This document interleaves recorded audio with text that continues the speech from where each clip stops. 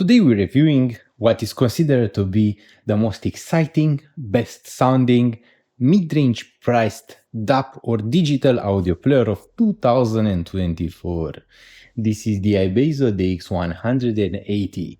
It uses 4 DACs and all of them are CS DACs or Cirrus Logic. It has a price tag of $529 which is actually quite low compared to the market, and it offers plenty of performance, so much so that it's currently considered the best in the entire world for its price class.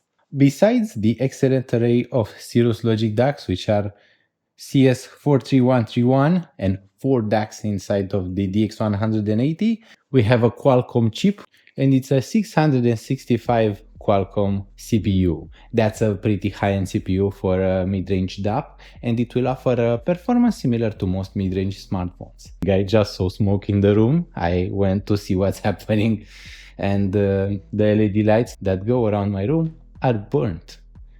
So much for that. The DX180 comes in 2 variations. One variation is with 3 GB of RAM and 32 GB of ROM or onboard memory. Also, the other configuration has 4 GB of RAM and 128 GB of ROM. It runs Android 13 operating system. It has Google Play or Play Store. It has Audiophile. I don't really use that, but it's available. It has a USB DAP mode, which was just selected on my unit. And as you may have seen, the display is plenty bright, so that's really nice. Because if you can't see what I'm doing when I'm showing it to you, it means that the display is too bright for my camera, so it will be plenty bright for daylight outdoor usage. So now that I have lowered the brightness a bit, this is how the display looks like.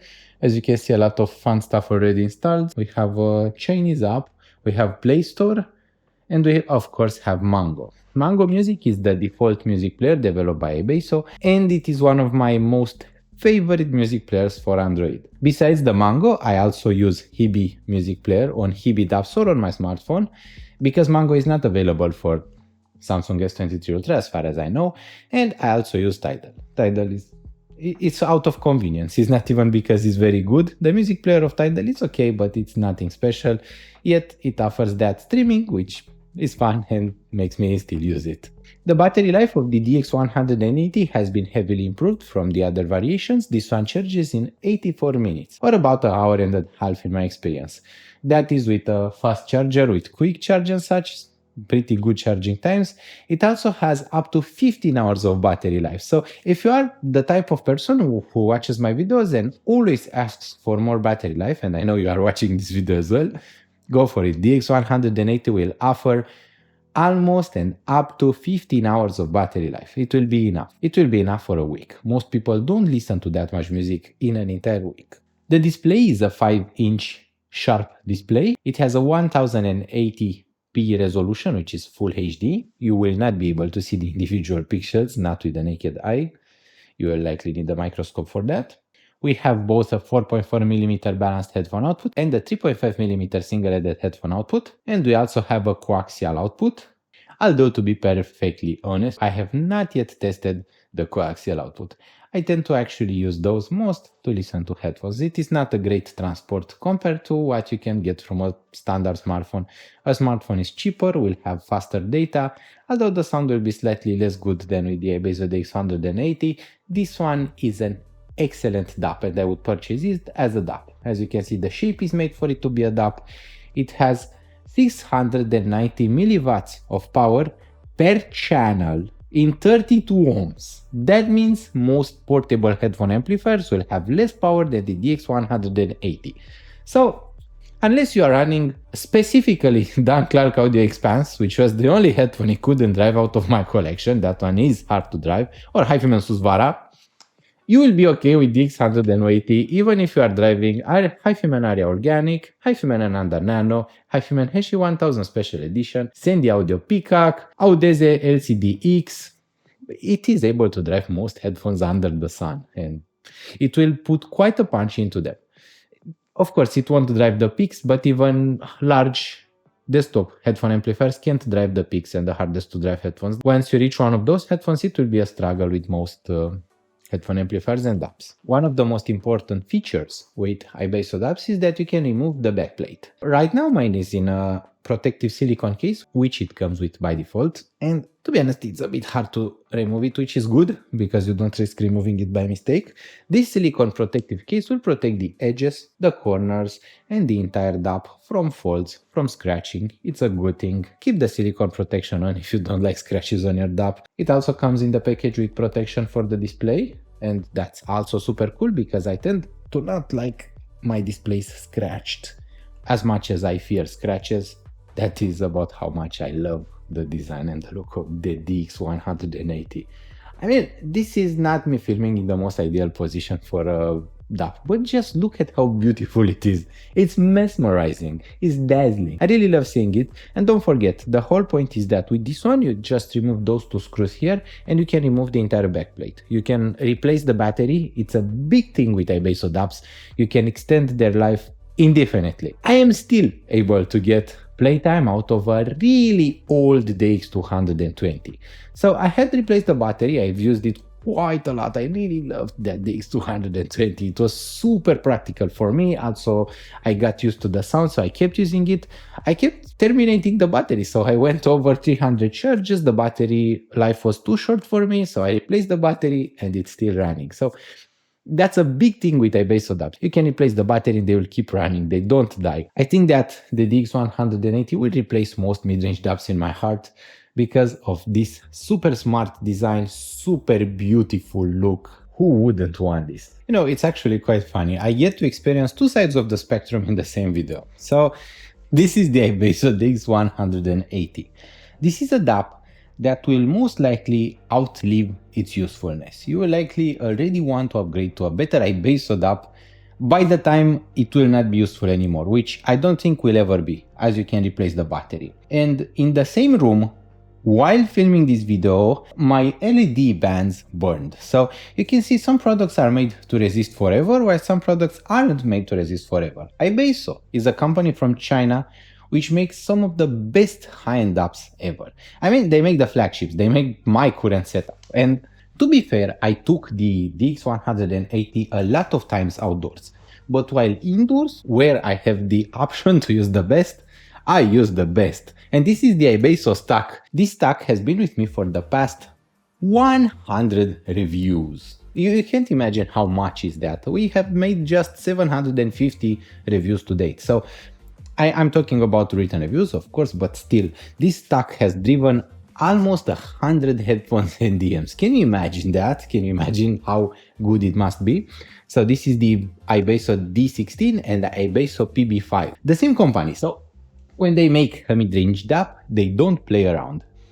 The DX180 has a very smooth operating system.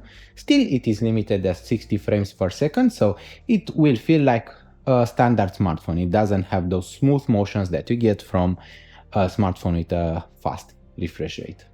That being said, it's not needed. You don't need fast refresh rate on a DAP. You would much rather want to have long battery life, correct?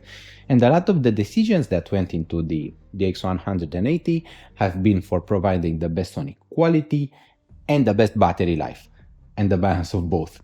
The Mango music player is a very versatile player. It offers not just the music player itself, but also we have access to an option for the song to pause when you unplug the cable, which you can turn on or off. You have USB DAC, you have Bluetooth DAC. So this is a BTR5 also, or BTR15 or BTR7. You can select between headphone output and line output if you want to use it as a DAC for a larger system. We have FIR, which can be set between 2 and NOR. We have gain levels. You have the option to set the volume wheel to work only when the screen is turned on, which is also pretty cool. You do have access to gapless playback, which was to be expected. And I just found the equalizer. I remember that iBasso has one of the best equalizers in the whole world, but I was unable to find it.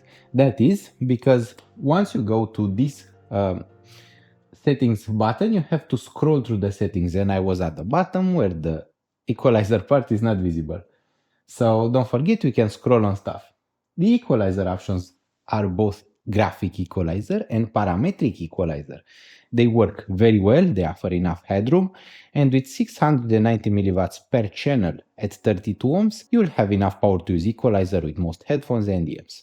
I also don't really use a lot of equalizer because I like the sound raw. I really like hearing what the DAP has to offer by itself. The USB DAC function is flawless, no USB DAC delay, you'll hear music in real time, you'll hear everything as it's playing. It has no stutters. There are no bugs that I could detect after almost 2 months of usage, so it will not interrupt your playback randomly. It will play music, it plays every single file that I have, it doesn't have any kind of conflicts with special characters from Japanese, from Chinese, from Arabic languages. Everything works flawlessly in my experience. So it is a flawless DAP in operation, in the USB DAC function, in the Bluetooth DAC function, is just perfect.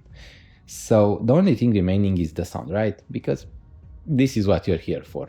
At $529 US, it will sound, I would say, much better than you would expect. This is the first way I would describe the DX180.